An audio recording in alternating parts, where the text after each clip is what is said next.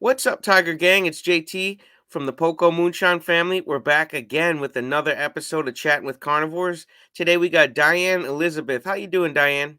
I'm doing really great, thanks. We were just linking up her YouTube, and I want you guys to go and subscribe to her channel. I made it real easy today. I actually put your YouTube handle right in the title of the YouTube channel. So, Great, thank or you. right in the title of the video, YouTube video, I'm sorry. So if you guys click on the title of this video, her link, her handle should be right there. It should be very easy to click on this entire thing. So let's get rolling. Where are you from and where are you at right now, Diane, location-wise? I'm in Central Texas, and I've been in Texan my whole life. I think we are now third generation Texans. Wow. You Cowboys fan? Oh, my uncle will kill me, my cousins will kill me, but not necessarily. Really? Yeah. I mean, You little rebel. Cowboys.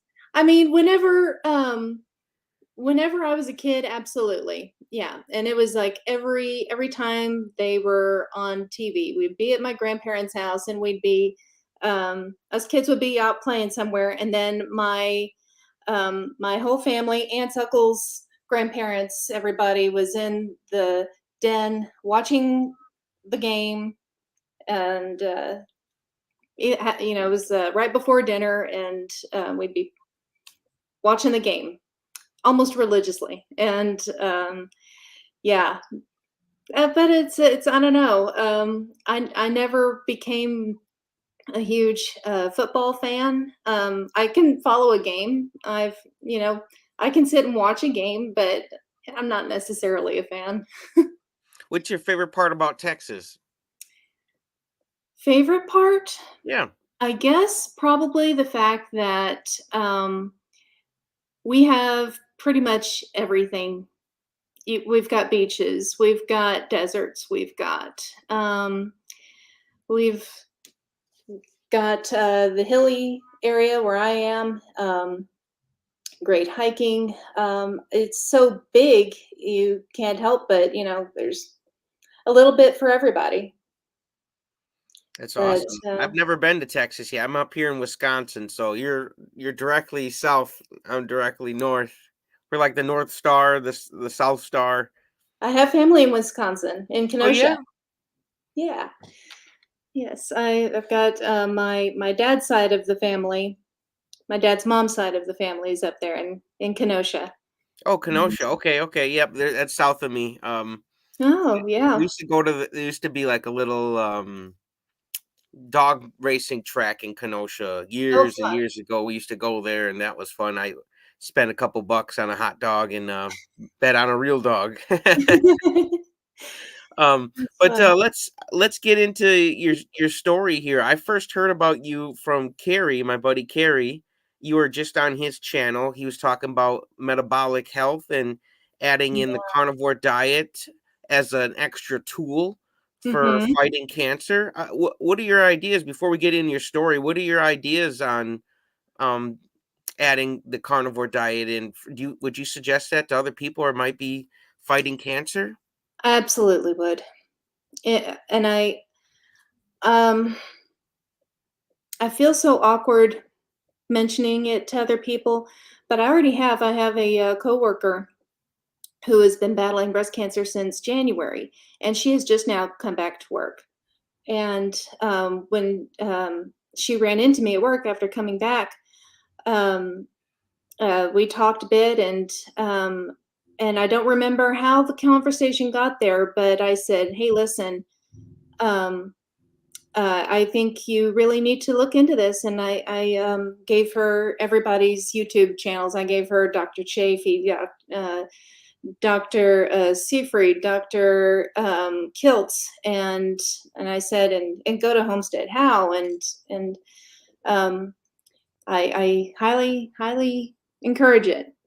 Um, it's just I kind of came up with an analogy earlier. It's kind of like I was watching this guy build a cabin in Alaska, and he doesn't have any.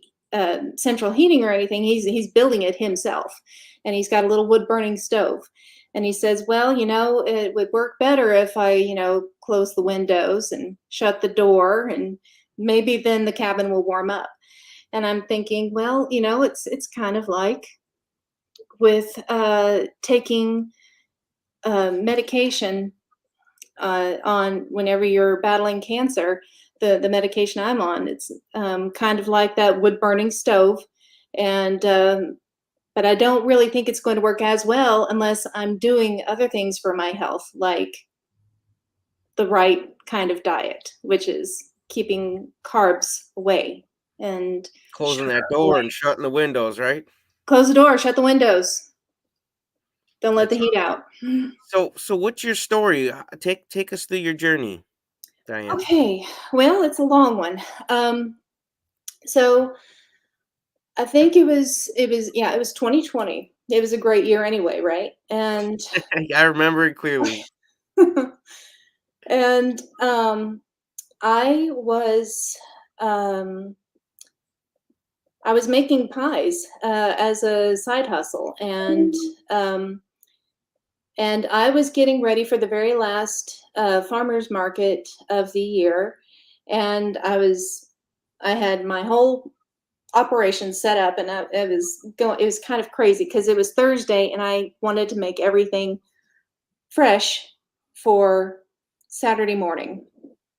Everything has to be laid out and everything has to be ready to go. So I've got a full day of baking on Friday, and then Saturday I've got all these pies just ready to go.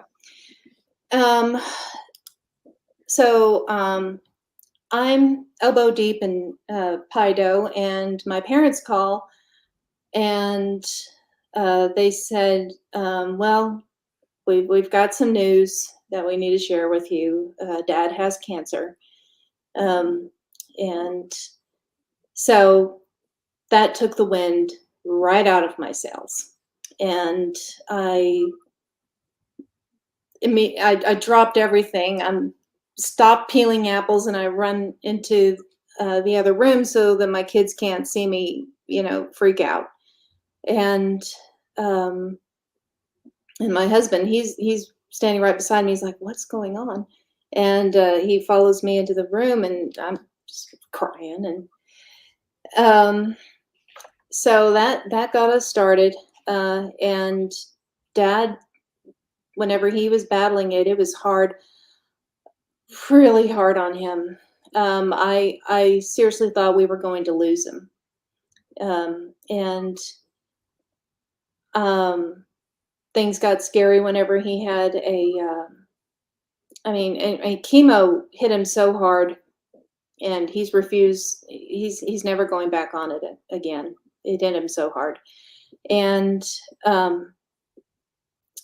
eventually I don't remember exactly why he had these tubes put in. I think he had an infection at one point in his abdomen, and they had some tubes placed, and it took forever for him to recover. They were constantly draining those tubes, and um, so, but he finally recovered, and to this day, he's doing really good. His PSA, he has a prostate cancer, and his PSA is very low. And he's currently not on any medication right now, but if the numbers come up, they'll get it started again. Is he trying any carnivore? Oh yes, he's the one that got me started. Really? So your dad got you started? Yes. Wow. So yeah, they are, both my parents are very proactive when it comes to health. And Even your mom, she's doing carnivore? yes, Really? yes, almost my whole family That is is doing so it. cool. Almost my whole family. Wow. And so I, it was right after Dad recovered from this surgery that his doctor encouraged him to get a genetic testing done, because my grandmother, his mother, passed away when she was in her late 40s from cancer. Was it late 40s, early 50s? But so he got tested and he came back showing positive for BRCA1, and which is the gene that it doesn't give you cancer, but it shows that you're uh, likely to get cancer. Okay. So we, all of us, blood relatives of my dad's, we all got tested, and I came back positive for it as well, and so did my sister. And I thought, well, I'm done having babies. I'm past the age where I think it's considered safe, and so, which actually, I had this conversation with my mom. I was like, I kind of regret not having more kids. I regret not having more before I had this surgery, but You um, didn't know though, you didn't know. yeah, So don't beat yourself up. I don't too badly, anyways. I regret Hindsight's that I always don't beat myself 20/20, too up right? about it, too much Yeah. about it. But anyways, so I decided, well, I'm just going to go ahead and get this hysterectomy. I'll go ahead and get the full hysterectomy. Then I won't have to worry about ovarian cancer. And then, more than likely, I won't have to worry about breast cancer because the hormones won't be going. And so I won't have to worry about that either. But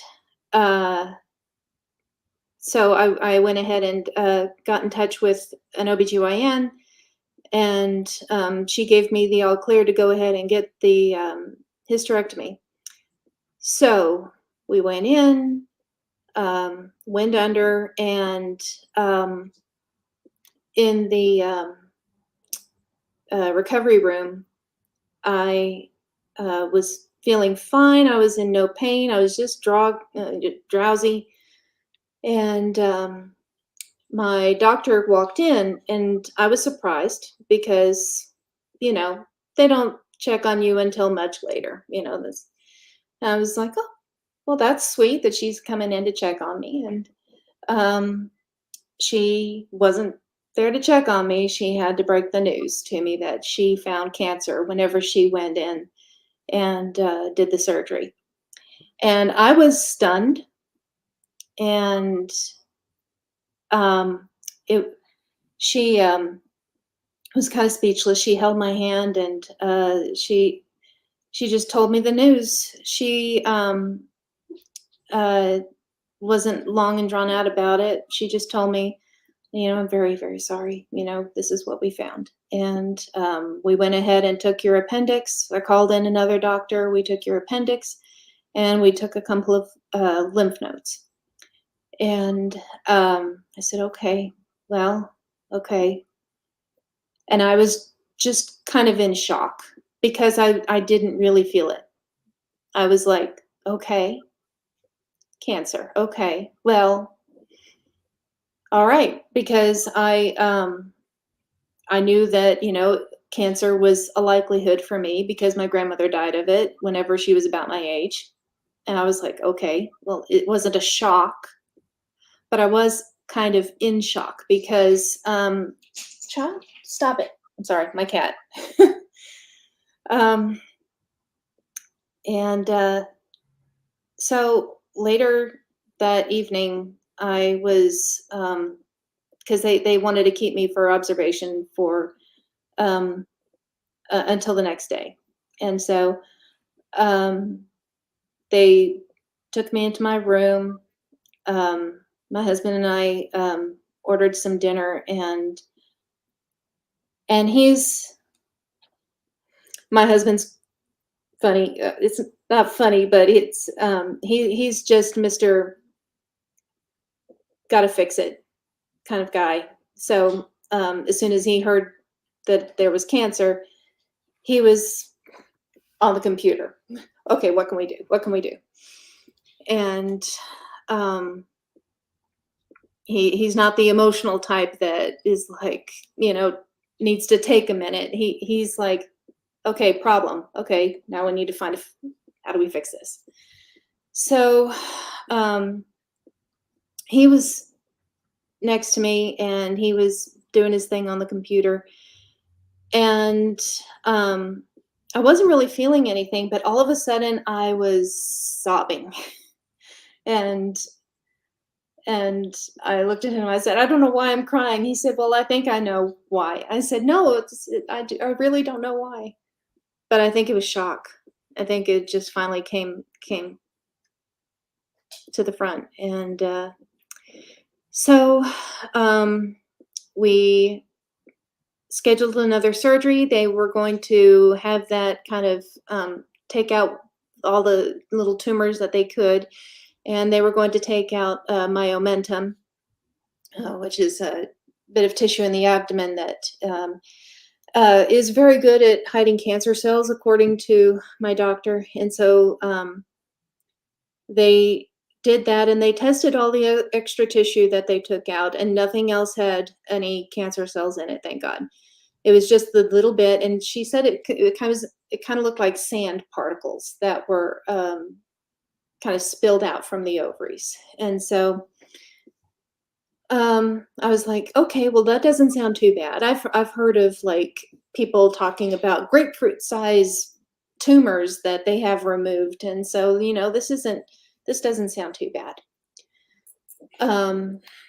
But then again, I was still thinking it's ovarian. Ovarian is a killer, you know.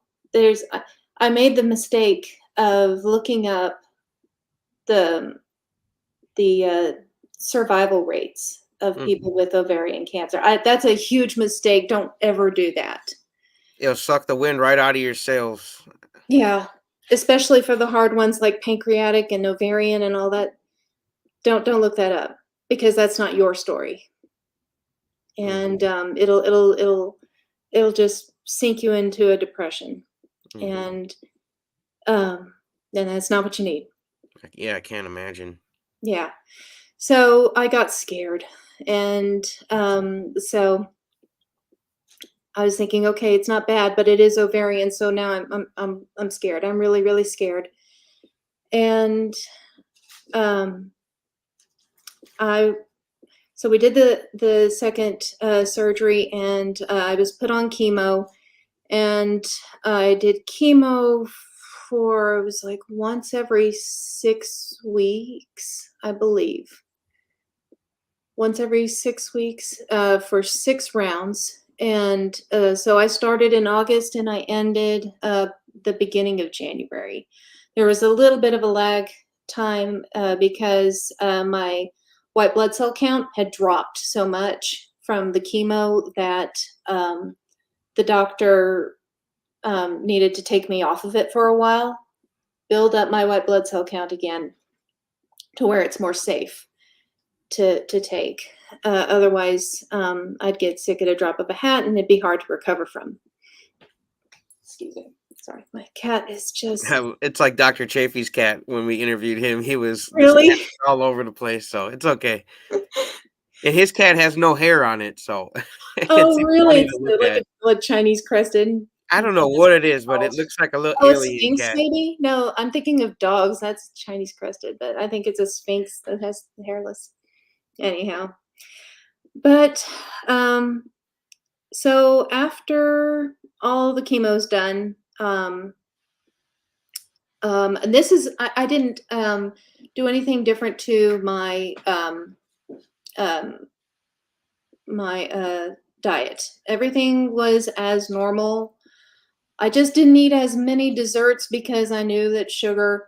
I wish I had put two and two together earlier, but I knew that, okay, yeah, sugar's not good.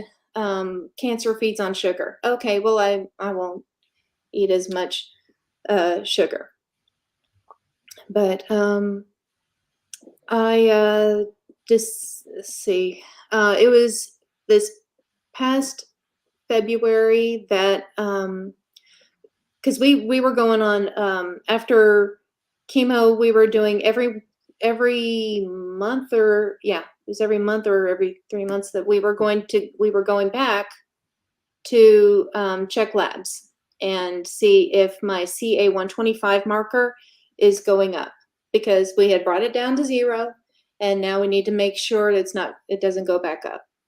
So this past February, went in for the blood work, and it came elevated up. It was like it went from 14 to like 32, and I was like, oh no. And I started to get worried again. I was like, it's okay, it's not terrible, but it is an increase. And then at that time, my doctor left the practice, just left. No notification or anything. Just got handed off to a different doctor. And which would have been fine if I had stayed with that doctor, but the whole entire practice got disbanded. And so they shuffle me off to Texas Oncology. And so at this point, my levels are just increasing more and more, and I'm getting more and more scared. And so I meet with this new doctor at Texas Oncology, and she seems nice enough, but she's ready to get going with chemotherapy. And I trust her, and I said, okay, well, all right, we'll go ahead and get started. Here we go again. And so she scheduled me for chemo, and then she also put in an order for a biopsy, because we did a CT scan, and there were 2 ping pong ball sized masses in my lower right quadrant. And they were not there back in January. So they're concerned, and they're like, okay, let's get that biopsied. So chemo was done, and it was absolutely horrible. It was nothing like the chemo that I had had before. It was a little bit different kind of medications. It was also a bit more, because I went in for 1 round, and then the following week I follow it up with another of one of the medicine. There were 3 that I was given, and then one of those I was given again the following week. And so all of that was just absolutely horrible. I had no energy. I had no appetite. I just felt poisoned. I felt poisoned. Is like I feel like I'm going to die. I felt depressed, and my skin broke out all over, and it was a horrific amount of acne on my face that broke out. It was extremely painful, and that was in the span of a week. And so I'm like, oh my gosh, that was hard. That was really hard, and I have to go and do this again in a month. So I luckily the biopsy was scheduled for the following week, and it was a CT guided biopsy. So the doctor went in, and he's looking at me on camera, and he's going in, and he's going in with the needle, and he can see on the camera, and I can see on the camera, that it's right in the middle of the mass. And so he starts to aspirate samples, and the pathologist only needed 3. And so he kept taking samples, and he would go and he would look at it himself, and then he would show it to the pathologist, and okay, well, Yeah, let's go again. He only needed 3 samples. We collected 7 Mm. samples, and, he was right in the middle of the mass. I wanna be very clear about that. He was in there, and we got 7 very good samples. Results came back, no tumors found. I was confused. We were all very confused. And, I was like, "Okay, so that means it's not cancer, right?" It was, in the middle of the mass, if it is cancer, shouldn't, at least a few cells be found?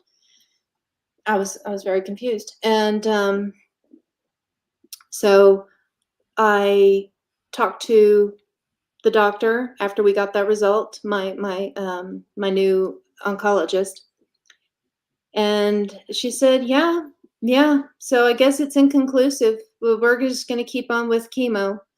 And I thought, "Well, no, it wasn't inconclusive, it was showing negative. That's not inconclusive." I mean, in my dictionary, it's not inconclusive. Um, so, I told her, I said, "No, I'm not comfortable going back into chemotherapy unless we've got, like unless I feel like I need to, like, right now, that biopsy came back negative. I don't I don't feel comfortable with going back into chemo, especially with as hard as it hit me." And, so she goes ahead and, she said, "Well, okay, well, we'll go ahead and schedule you another biopsy, but this time it's going to be with the doctor that I pick out. I want a doctor that I trust." And I was like, "Okay." The only reason I went to this other doctor is because he's in my hospital, the hospital I work at, and that way, it's taken care of. It goes go through the insurance and all that. So I was like, I don't care who we see, as long as it's covered by my insurance. I don't care what doctor you send me to. So we got it scheduled, and another CT guided biopsy.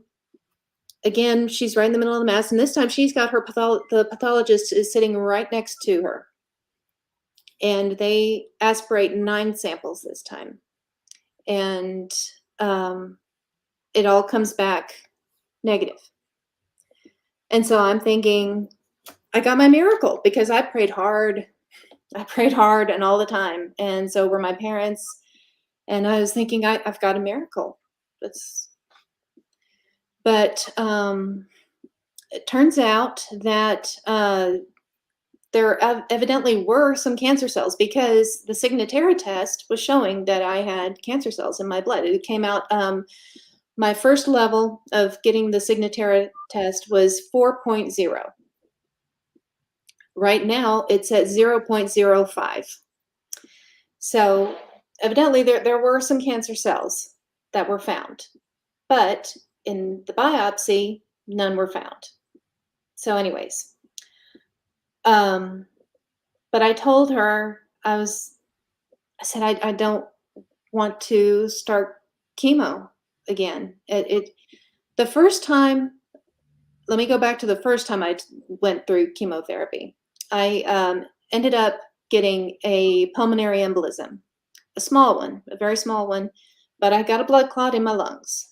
And then my doctors drew my labs to look for other causes for that happening.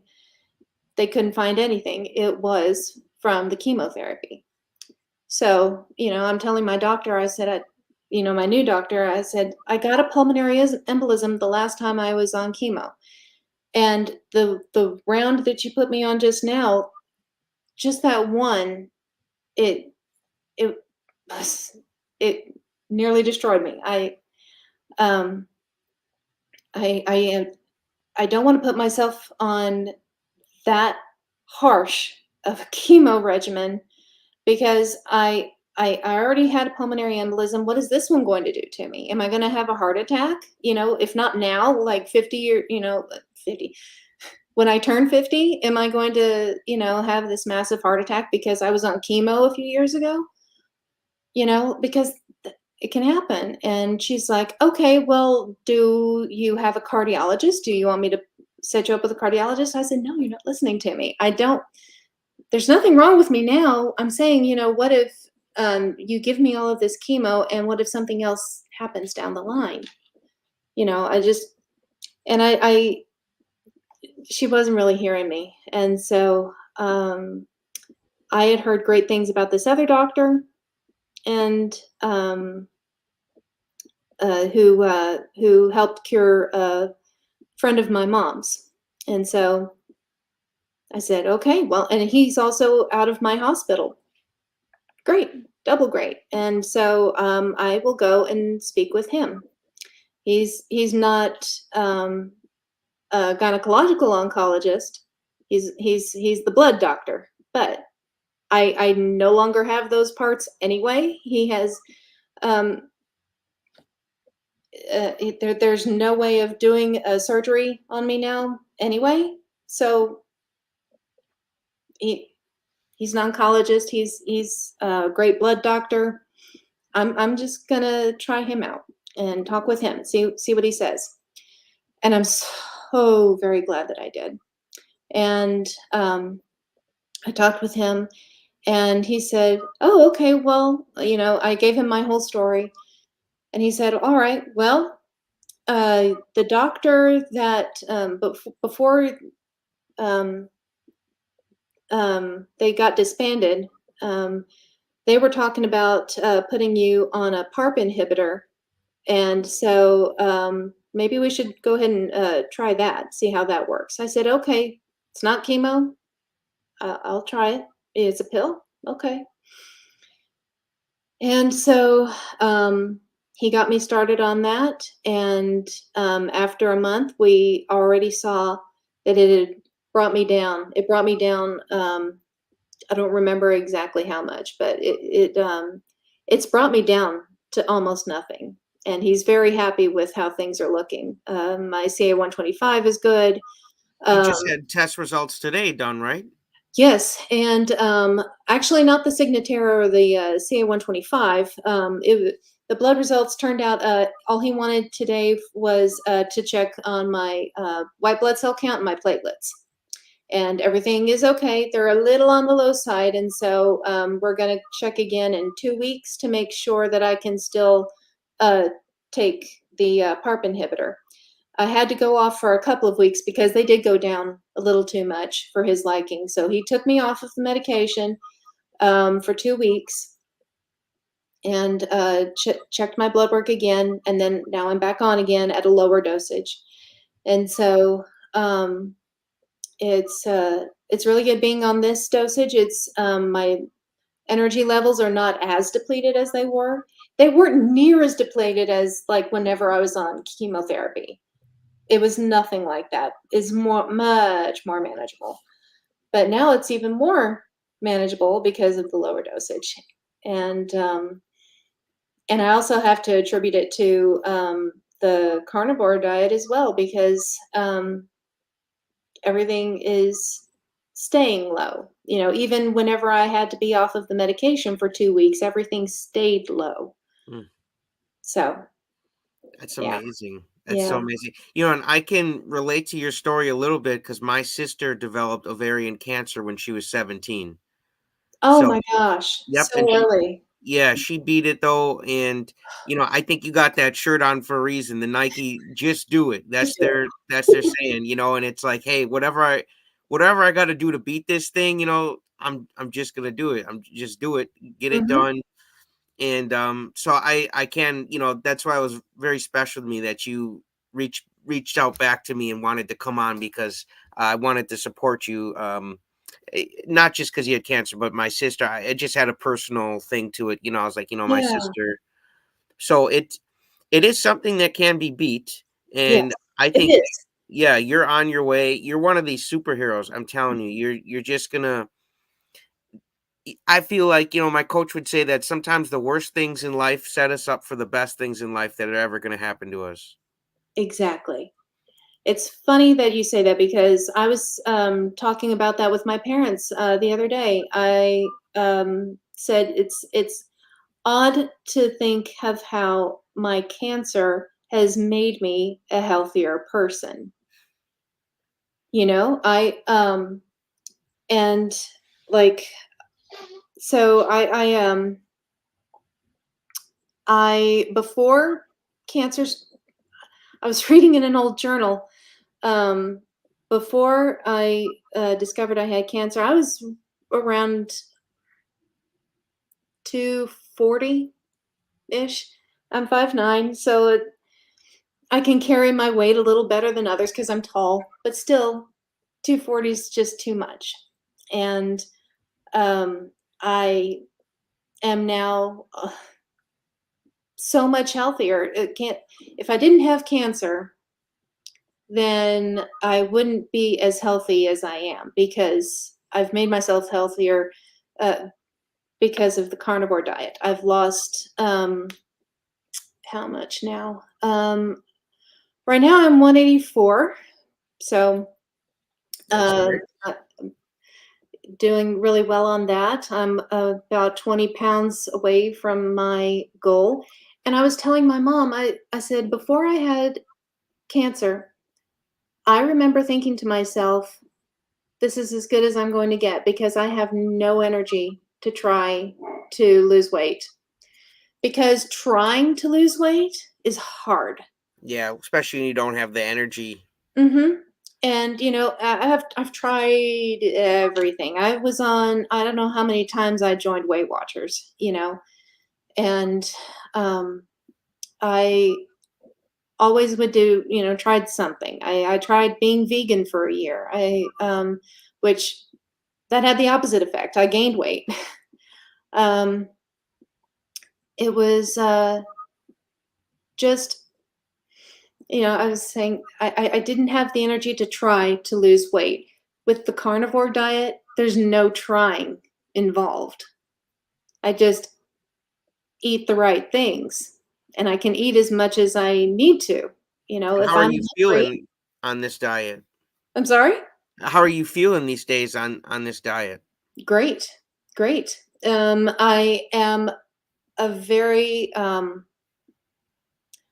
nostalgic person. You talk about culture and everything. Our culture is, this time of year, it's all about the comfort foods, and there is a lot of nostalgic feelings that I have attached to certain things like pies. We went shopping at the grocery store today, and my heart nearly broke because I saw all these beautiful pies.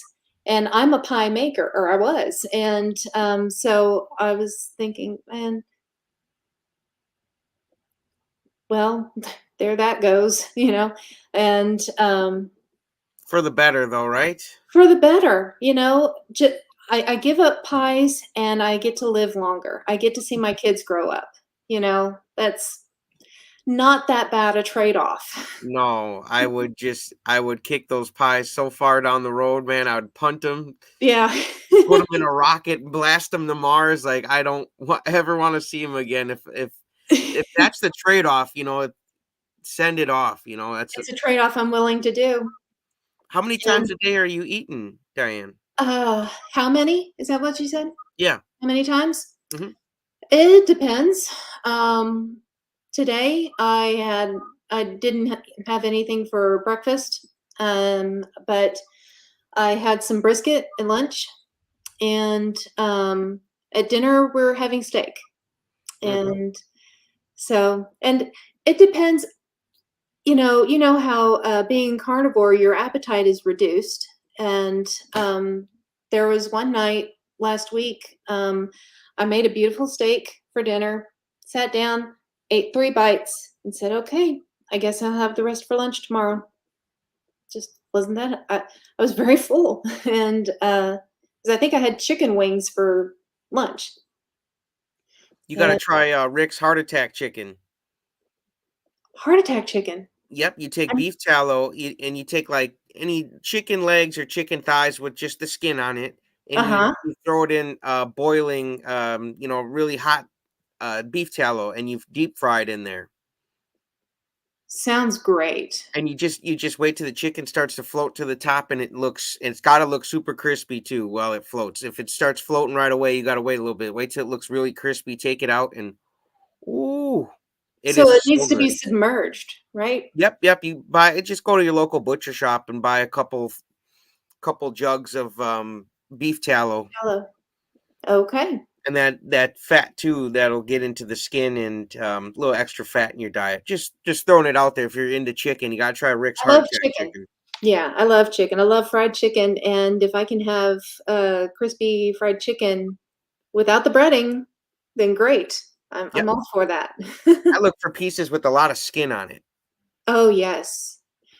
The way I've been fixing my wings, I cook 'em, I start at 400 in the oven and, put them on a cookie sheet, for about 20 minutes, and then I just, put them in the air fryer about 12 at a time for about 10 minutes at 400 and gets really nice and crispy.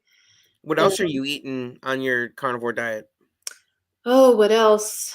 So, okay, this is not 100% carnivore because it has cheese in it, but, I've been doing this, kind of a hamburger cheeseburger casserole where I, brown some, hamburger meat, and then I stir in, what was it, like half a block of cream cheese and, put it in a baking dish, Mhm. cover it with, shredded cheese, and stick that in the oven until it's golden on top. And it comes out really good. And um, I put a little aioli sauce on the side, so just mayonnaise and mustard with a little bit of pickle juice in there for a little bit of sourness. I love that stuff, and just a tiny little drizzle on top, and yeah. So it's if you're sensitive to cheese or dairy, not the best thing. But but every now and then, I've made it twice since I've been on carnivore. It's And good. so yeah, brisket. And one thing that I have really loved lately is so we've got a smoker and we save the trimmings from the brisket, the really hard fat that you trim off of the brisket. We save it. We put it in another little what do you call them? Those little foil containers, um, and put that in along with the brisket. And so it cooks up, and most of it gets rendered down to tallow. But then there's these bits of really hard fat, and I take those bits and I cut them up into manageable pieces, and I air fry them, and they crisp up, and it Mm, is just it melts in your mouth. mm. It is so good, just You're making fat. me It's hungry, just all of Diane. this fat, and it's crispy fat, and it's Yeah. amazing. And You and eating any eggs? eggs all the time. How Yeah, do you like your eggs? If you could have them only one way the rest of your life, what only way would one you like? way. Yep, it's tough. I like this one. Golly. Then it would have to be scrambled with salt. Yeah, Yeah. yeah, let's go. I put a lot of Redmond's real salt on mine. It's so good Yes. with I like Redmond's. the pink. I use pink Himalayan I've salt. never tried it yet. Is it have you tried the Redmond's? The only Redmonds I have is the smoked Redmonds, and, Okay, okay. it's a smoked salt, and, I use that sometimes when I remember to, but I've got the pink salt just out, and, so what I normally do is I will, get the eggs scrambled up and then sprinkle in a little salt and, just a quick pour of heavy cream, Mm, and get that scrambled up and I don't scramble them into bits. I kind of make an omelet out of it, even though there's really no cheese or anything in it. I just like a nice big square, nice fat square of eggs. And You got that's to it. figure out how to make a carnivore pie now. That is going to be hard. Well, I you can do like a meat crust, a little egg and chicken. You blend that up, and you can make a little crust, and I then think that there is a way. I need to find the way, but I'm sure that there's got to be a way. I I would can throw make like a some ground keto. beef and some steak in there. Maybe make like a Mexican taco pie with There like we go. the chicken an egg crust, and then you throw in the meat and stuff, and then top it with some cheese and maybe another layer of the pie on top. I just made myself really hungry. Oh, let's make that an empanada too. You can put the filling and just make them little serving sizes. Yeah, yeah. See now when you drop the video, send it to me, text it to me, let me know. I'm gonna watch that one. All right. Yeah. There is going to be now. I don't recommend this, but for Thanksgiving, we're going to be doing. We're going to have turkey. We're going to have brisket, and I thought, well, I think I'm going to give this because my sister for my birthday she gave me a carnivore cookbook for my birthday, and I Hey, looked in there, and there is a cheesecake, and I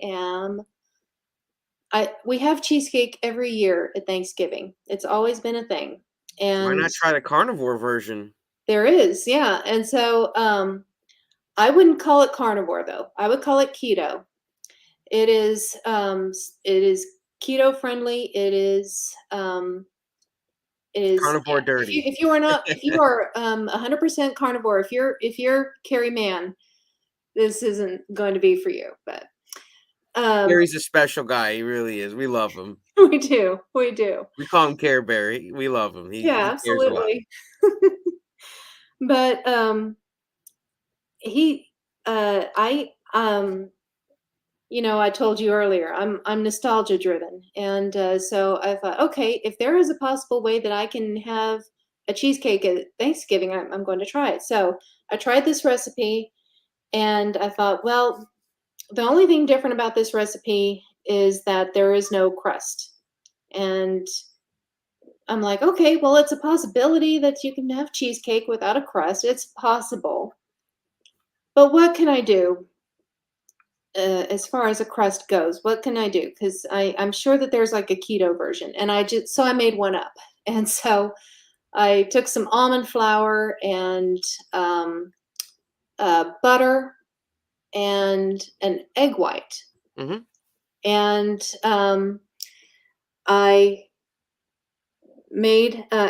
I put it in the bottom of a springform pan, and I blind baked it, and it came out okay, okay, and then I poured the cheesecake into it and baked it up. And um, I didn't tell my son that it was sugar free, but whenever we were I took it to my mom and dad's house because I didn't have the monk fruit that you need for the or erythritol or monk fruit to sweeten it up, and I didn't have any almond flour. So I had called my mom. I said, "Mom, if you lend me this stuff, I'll bring the cheesecake over at dinner and we'll split it." And fair trade. And so we did.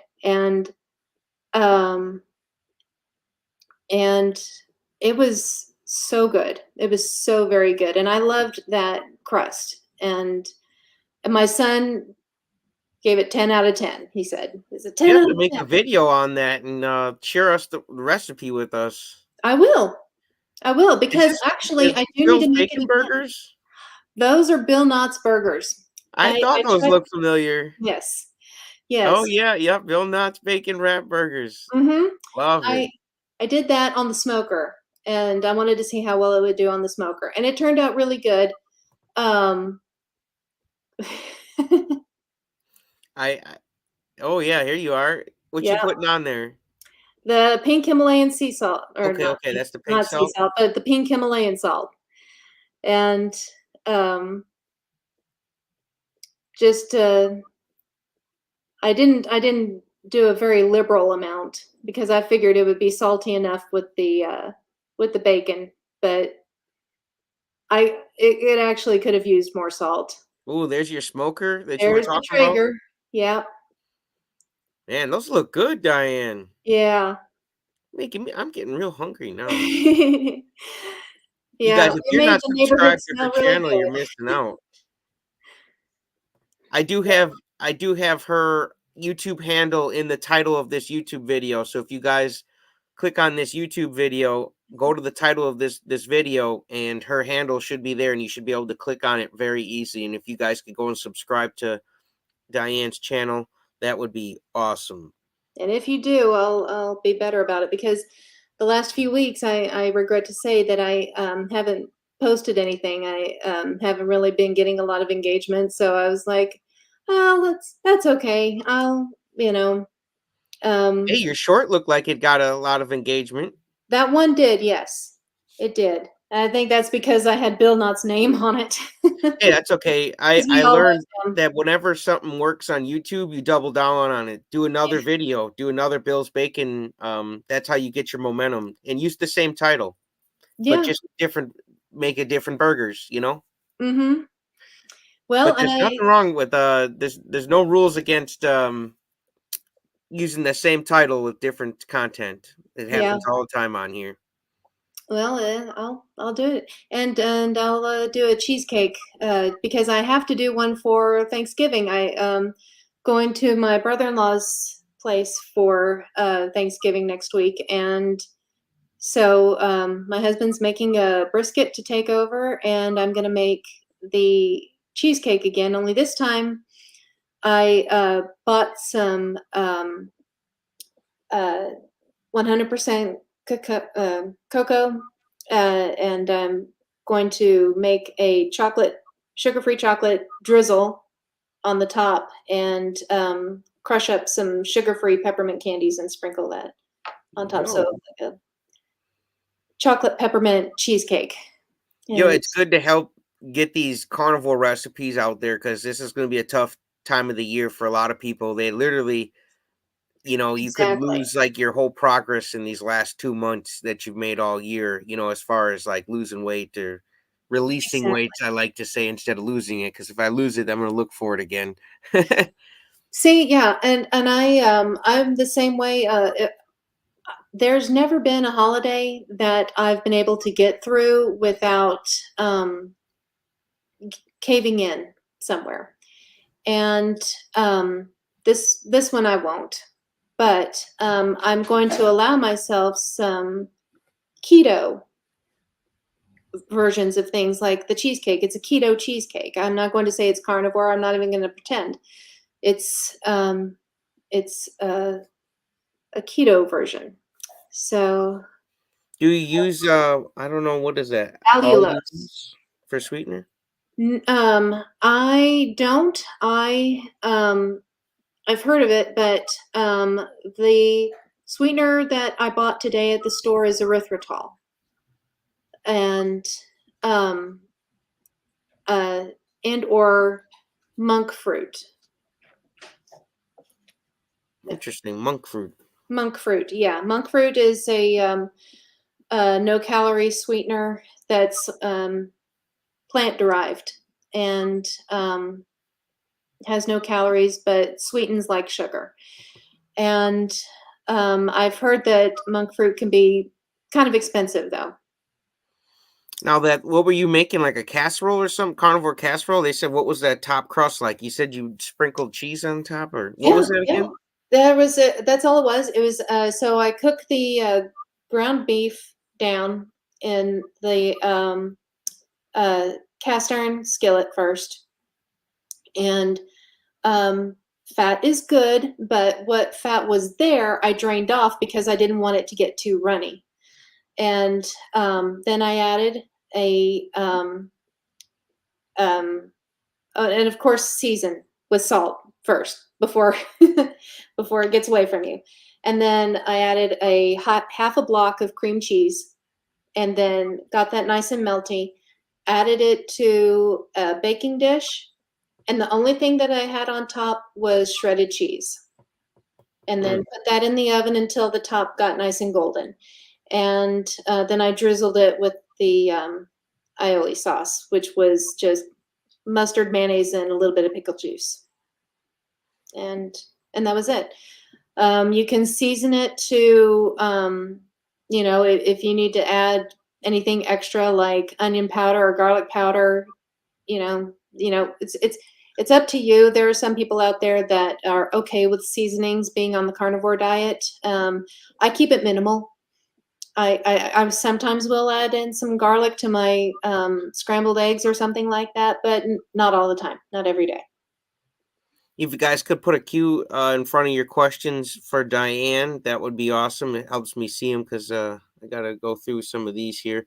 But hello to Susie. She says hi, JT and Hey, Diane. yes, hi. Happy Friday Eve, JT and Diane. Hey, Carrie, how you doing? My metamorphosis. Friday Eve. Can you Yep, believe the kids have all week off next week? that's All crazy. week.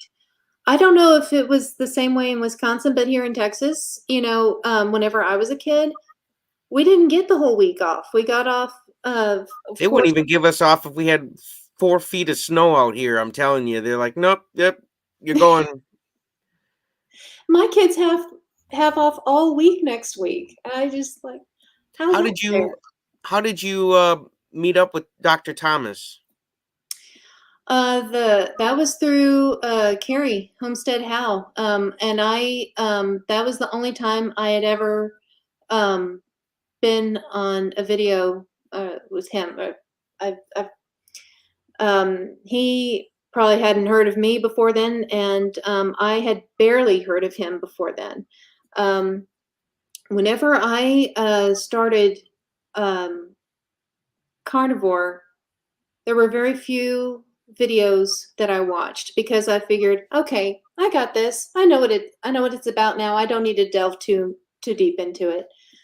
Um, but then I started watching Homestead How, and um, I started getting introduced to more doctors, and listening to what they have to say, and I'm like, okay, great. I'm getting it, and it's like, okay, I am. Not only are my numbers reflecting that I'm on the right path, these doctors are doubling down on it and saying, yes, this is what you need to do. This is the best course. Yeah, and I'm telling you, it's been an honor that you come on here and share your story. I just wanted to help support you in your journey any way I could. And if this have you had fun tonight? Oh, I had a great time. Yes. Yeah. If you want to do this again, I'd be happy to. Yeah, absolutely. We've got your channel all set up now. You're Yes. rocking and rolling. Hopefully, you guys click on her channel and go subscribe. Please do. Um, Question here: would you take $1 million to go back to your old way of eating? No, No, no, because I plan on living. I plan on living, and I've got two boys to raise. So, no. good for you. How old are your boys? 11 and 13. Wow, Middle yeah, schoolers. they still got some ways to go yet. Yeah, my dad was 16 when his mother passed away. I don't want to Mm, do that to my kids. wow. Okay. Yeah. No. Yeah. So, Mm. yeah, not for all the money in the world. That's amazing. I love your attitude. While you got the people here, what's on your heart? What would you like to talk to them about before we wrap things up? Well, let's see. Um, don't give up on God. Um, I may not have actually gotten the miracle that I asked for, but he did one better. If he had just healed me, if he had just healed me and left it with that, I would have gone right back to my old ways, and then Hmm. I would have ended right back up where I was. he showed me a better path of longevity now, this, and he's showing me a path that's going to be healthier for my children because they have the same genes I do, and it's likely that maybe one day that they'll end up with cancer, but now with me being on this path, it's showing them a healthier path too. So hopefully they won't have to go through what I went through. Absolutely. That's the goal, So right? yeah, God showed me a different path. He said, "No, I'm not going to heal you. I'm going to show you a different way around this. That's going to be better." Yeah, that reminds you of this story, of seeing the miracles and the way God does show up for us. There's a story, there's this big storm coming, and this guy, a car rolls up, a cop rolls up, and he's like, "Hey, hop in. The storm's gonna come, big flood's coming." He's like, "Nope, nope, I'm all good." And Mhm. then the water starts getting higher, and then they send a boat, and he's like, "Nope, nope, I'm all good. Don't need help. God's gonna save me." Well, then it's so high, he's on his roof, and they send a helicopter, and they're like, "Come on, man!" And he's like, "Nope, nope, God's gonna save me." And then the water takes him over and kills him, and then he goes up to heaven. He says, "Well, what happened, man?" And God says, "I sent you a car, a boat, and a helicopter. What more do you want me to do for you, my Exactly. guy?" Exactly. I love that story. I've heard that story before. It's so true. It There's it is, it God is. will send you a life raft. Use You it. just have to recognize that, what miracles occurring at the time would help your being sent. And I feel like the carnivore diet was one of those things for me where I would have went up there. If I not done it, he would have been like, "Dude, I sent you the carnivore diet. Like, what are you talking about?" Like, Exactly. Exactly. I love it. I love it. Would you come back sometime and give us more updates on your journey and how you are in your fight? Absolutely, Because I know anytime. you're gonna win. Yeah, oh, yes, yes, it's already won. It's Yep, already it's won. already done. I love And, that. yeah, I mean, like my doctor told me today, he said, you can't get any lower than that." And so, this is where we are, and, yeah, there's, like, the teeniest, tiniest, maybe 1 or 2 minor little teeny tiny cells in my body somewhere floating around, They'll be but gone they're not soon. going to grow. There's I'm not going to you're let them not in grow. vibration with your new vibration, so they're running around trying to find something else. They're like, "Ah," and then next they're gonna be gone because there's no room for that energy no more. You're kicking it to the curb. Exactly. Yeah. It can't get the numbers cannot get much lower than what they already are. So the battle is won. We're staying on top of it though. We're not the defenses are not going to be let down at all. And And you're so gonna stay on carnivore? for the rest of my life, however long that is.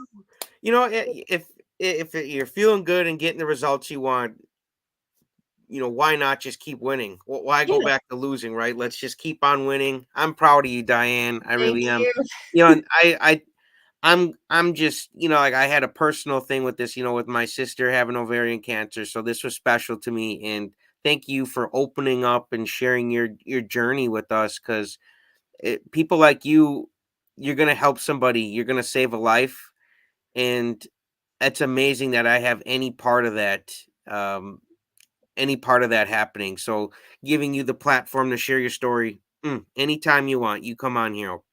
Absolutely. Anytime you want to have me, I'm happy to do it next week, 2 weeks from now. I don't care. Let's anytime you want Awesome. to talk. I'm Awesome. good. That's good, Let's that's go. good. I love it. You Mhm. guys, hopefully you had a blast. They I like that story. Yes, yes, God sends you a car, a boat, and a helicopter. Jump on one of them, folks, before Yeah, it's too late, right? Alright, you guys, absolutely. my coach always says the first law of learning is repetition, so please replay this. There's a lot of value in Diane, and there's a lot of value in her story, okay? We went through a lot of very good stuff, and if you know someone who is battling with cancer, or beat cancer, anything, someone who's had other family members with cancer, anybody who can relate to this story, please share this, give it a like, give it a thumbs up, and go to her channel and subscribe. That way you can follow her journey. I put her YouTube handle in the title of this video, so it's real easy. You guys just click on it and go subscribe. Tried to make it easy for you guys. Um, Thank you and goodbye, you guys. Appreciate you guys. I'll do my duck face for Rick on the way out.